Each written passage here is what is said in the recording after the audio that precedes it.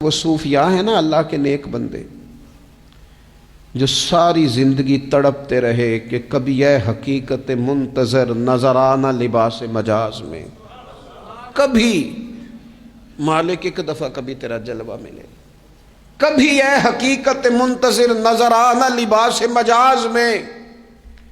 لاکھوں سجدے تڑپ رہے ہیں میری جبین نیاز میں، اور جو ساری زندگی کہتے رہے کہ ہم تو عمر دراز مانگ کے لائے تھے 4 دن، 2 آرزو میں کٹ گئے، 2 انتظار میں، کہ دیکھو انہیں انعام ملنے لگا ہے۔ جو اس کی راہ کے سوالی تھے، جو اس کے رستے کے مسافر تھے، جو اسے پانا چاہتے تھے، جو اس کی دید کرنا چاہتے تھے، جو اسے ملنا چاہتے تھے، میرے رسول پاک علیہ السلام نے فرمایا روزہ دار کو 2 خوشیاں ملیں گی۔ ایک خوشی اس وقت ملتی ہے جب وہ افطار کرتا ہے، اور فرمایا ایک خوشی اس وقت ملے گی جب وہ اپنے رب سے ملاقات کرے گا، جب وہ اس سے ملے گا، تو اس وقت روزہ دار کو خوشی ہوگی۔ میرے دوستو، خوشی تو جو ہوگی سو ہوگی،